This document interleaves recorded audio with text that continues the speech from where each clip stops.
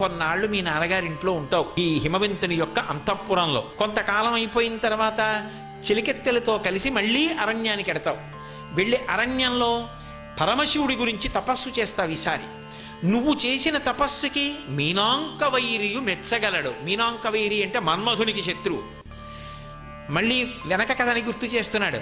అలా బాహ్య సౌందర్యాలకి మన్మధబాణాలకి లొంగిపోయేవాడు కాదమ్మా. తపస్సు చేసి అంతఃసౌందర్యంతో అపర్ణవై ఆకులు కూడా తినకుండా ఎండిపోతే ఆ సౌందర్యానికి మెచ్చుకుంటాడు. కాబట్టి కువలయలోచన కొన్ని దినంబులు కొండల రాజింట నుండగలవు ఉండి ఉవిదతో కూడి వనంబునకేగి శివునకై తపమర్ధి చెయ్యగలవు. తపమర్ధి చేసిన తరళాక్షిని గూర్చి మీనాంకవైరియు మెచ్చగలడు. మెచ్చి సంభావించి మీ తండ్రి ఇంటను వేడుక నిను పెండ్లి అడగలడు. ఈ అవతారంలోనమ్మా దక్ష ప్రజాపతి కూతురులా కళ్యాణం కాదు, కన్యాదాత గారి ఇంటికి వచ్చి పెళ్లి చేసుకుంటాడు. కాబట్టి మీ ఇంటికి వస్తాడు. పర్వతరాజు ఇంటికి వచ్చి కళ్యాణం అవుతుంది.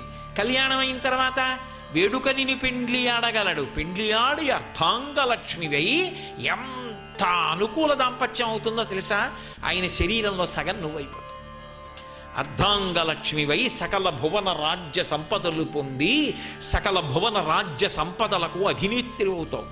మోములారుగల సుతునకు తల్లివై 6 ముఖాలున్నవాడికి తల్లి అయి మోదముననుండగలవు ధవళనేత్ర.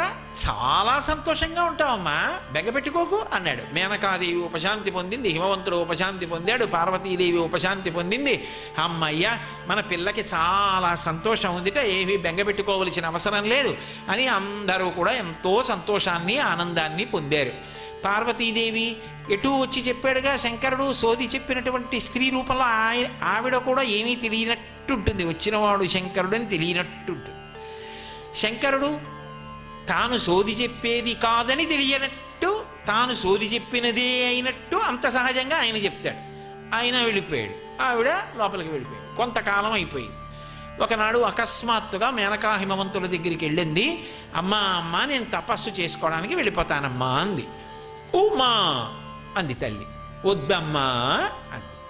చూడండి, పిల్లని ఎంతో ప్రేమగా మంచి ర్యాంక్ వచ్చింది కదా అని చెప్పి ఇంజనీరింగ్ చదివిస్తే అమ్మ నేను ఎంఎస్ చదువుతానమ్మా అంటే వద్దమ్మా అంటుంది తల్లి వెంటనే. అయ్య బాబోయ్ అమెరికా వెళ్ళిపోతావా? వద్దమ్మా, నీకు పెళ్లి చేసేస్తామే, హాయిగా సంతోషంగా కళ్ళ ముందు ఉండవే, ఎందుకే కావాలంటే ఇక్కడ ఎంటెక్ చదువుకో, నీ ఇష్టం, నాన్నగారికి చెప్పి ఎక్కడైనా చదువుకో, హాస్టల్లో పెడతాను కానీ వద్దమ్మా అమెరికా అంటుంది. చూడండి, కాబట్టి ఉమా ఇంత సౌందర్య రాశివి, ఆడపిల్లవి, అరణ్యానికి వెళ్ళి తపస్సు చేస్తావా? ఉమా వద్దమ్మా అంది. ఉమా తపస్సు చెయ్యవద్దు అని మేనక చేత అనిపించు ఉంది కాబట్టి అది పేరయింది. ఉమా కాచాయని గౌరీ కాళీ హైమవతీశ్వరి శివా భవాని రుద్రాణి అని అమ్మవారి నామాలు కదా. కాబట్టి ఉమా అందుకొచ్చింది ఆ నామం. ఉమాదేవి ఎంతో గొప్ప పేరు అది, ఉమాదేవి అన్న పేరు. కాబట్టి ఆ తల్లి ఉమా అని పేరు పొంది హఠం చేసింది. లేదు నేను శంకరుడి గురించి తపస్సు చెయ్యవలసిందే, తప్పకుండా తపస్సు చేయడానికి పెడతాను.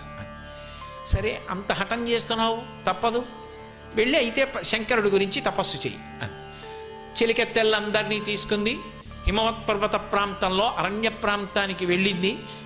వెళ్ళి ఘోరమైనటువంటి తపస్సు మొదలుపెట్టింది. ఇక బాహ్య ప్రపంచంతో సంబంధం మొదలుపెట్టేసింది. ఇది పగలని ఇదిరేయని ఇది చలి ఇది ఎండ వాన ఇది అని సతిత మనమున తలచక పదపడి తపంబు జరిపే అనేక యుగంబుల్ అనేక వత్సరంబుల్. ఆ తల్లి ఇది పగలని లేదు, ఇది రేయని లేదు, ఇది చలియని లేదు, ఇది వానని లేదు, ఏ ఋతువు ఎలా ఎండగా ఉంది ఎలా వానగా ఉంది ఏమీ సంబంధం లేదు. ఇది పగలని ఇది రేయని ఇది చలి ఇది ఎండ వాన ఇది అని సతిత మనమున తలపక పదపడి కాలంబు జరిపే పరమతపంబున్. ఆమె మనసులో ఏవీ పట్టించుకోకుండా శరీరం ఎంత శోషించిపోతున్నా అంత చలిగాలి కొట్టేస్తుంటే అందులో హిమాలయ పర్వత ప్రాంతం గట్టిగా ఇక్కడ చలిగాలి ఇస్తేనే పైన చాందిని లేకపోతే బెంగెట్టుకుంటాం. అలాంటిది హిమవత్ పర్వత ప్రాంతంలో కన్యకామణి తపస్సు అంటే మాటలండి. అటువంటిది వాన లెక్క చేయలేదంటే అసలు వాన పడుతోందనా మీకు తెలియలేదు. అంత అంతర్ముఖత్వాన్ని పొందింది శివుణ్ణి లోపల ధ్యానం చేస్తూ. పగలు ఎండని లేదు, రోహిణీ కార్తెని లేదు, అగ్నిహోత్రం అని లేదు, చలి లేదు, వాన లేదు, రాత్రి లేదు, పగలు లేదు. ఆమె అలా తపస్సు చేస్తూనే ఉంది. తపోకామాక్షి అని ఇప్పటికీ ఉంటుంది. కామాక్షి పరదేవత దేవాలయానికి వెళితే ఆ ఎదురుగుండా అరుగు మీద నిలబడితే లోపల కామాక్షి కనపడుతుంది. కొద్దిగా ఇలా బాగా పక్కకొచ్చి చూస్తే పక్కన ఒంటి కాలు మీద నిలబడి ఈ కాలు తీసి మోకాలు మీద పెట్టి నిలబడి తపస్సు చేస్తున్న తపోకామాక్షి కనబడుతుంది. ఇలా కుడిపక్కకి తల తిప్పి చూస్తే శుక్రవార మంటపంలో వచ్చి విజయం చేసేటటువంటి తల్లి ఉత్సవ కామాక్షి కనబడుతుంది. ఇలా వెనక్కి తిరిగి చూస్తే గోపుర కామాక్షి కనబడుతుంది. ఇలా చూస్తే ఎడం పక్కన తుండీరు మహారాజు కనిపిస్తాడు. కొద్దిగా అలా తల తిప్పితే మహాస్వామి వారు వేసినటువంటి స్వర్ణచక్రం రాజశ్యామల ఆవిడ కనపడుతుంది. ఇంకొంచెం ముందుకెడితే అన్నపూర్ణ కనపడుతుంది. వెనక నుంచి లోపలికి వస్తే గాయత్రీ మంటపం. గాయత్రీ మంటపంలో నిలబడితే మళ్ళీ కామాక్షి, అరూపలక్ష్మి, ఇటు సౌందర్యలక్ష్మి, ఇక్కడ కన్నన్ స్వామి, అక్కడ సంతాన గణపతి, అక్కడ వారాహి, స్తంభంలో కన్నం, కన్నంలో వేలు పెడితే మెత్తగా తగులుతుంది. అదే నాభీస్థానం కామాక్షి. కాబట్టి తపో కామాక్షి, మాంగాట్ కామాక్షి అని చెన్నై దగ్గర ఉంది, అక్కడ కూడా తపో కామాక్షి. అలా తల్లి తపస్సు చేస్తోంది. ఎంత తపస్సు చేసినా శంకర సాక్షాత్కారం కలగకపోతే ఆవిడ ఆకులు తినడం కూడా మానేసి కొన్నాళ్ళు ఆకులు మాత్రమే 2-3 ఆకులు తిని తపస్సు చేసి ఆకులు తినడం కూడా మానేసింది అంటే ప్రయత్నపూర్వకం అని కాదు, మానేసింది అంటే అసలు మరిచిపోయింది, ఇంకా ఆహార ధ్యాస కూడా పోయింది. ఆకులు కూడా తినడం మానేసి శంకరుడు గురించి తపస్సు చేసినటువంటి ఆ రూపానికి అపర్ణ అని పేరు. అపర్ణగా దర్శనం ఉండదు ఎక్కడ. అపర్ణగా అంటే శోషించిపోయి ఉండాలి. ఎలా కానీ కనపడుతుంది, ప్రతి చోట కనపడుతుంది. ఎక్కడ కనపడుతుంది? గ్రీష్మ ఋతువులో ఆకులు లేని చెట్టు అపర్ణ. కదలకుండా ఉండిపోయి స్థాణువుగా ఎండిపోయి ఉంటుంది. మీరు రైల్లో బస్సులో ఎడుతుంటే కొన్ని చెట్లు ఎండిపోయి ఉంటే ఆకులు ఉండవు. స్థాణుహు ఇక కదలదు, అది శంకరుడు. అపర్ణ పార్వతీదేవి. దాని యొక్క కాండమే స్కందుడు, సుబ్రహ్మణ్యుడు, అన్నీ అందులోనే ఉంటాయి. శివకుటుంబం అలా చూడాలి. శివకుటుంబం ఎండిపోయిన చెట్టులో కనబడతాడు. నమస్సో అదే మామూలుగా బయట అయితే వృక్షేభ్యో హరికేశేభ్య పశూనాం పతయే నమో నమో అంటారు. ఆకుపచ్చని చెట్టులో ఆకుపచ్చతనం ఆయనే.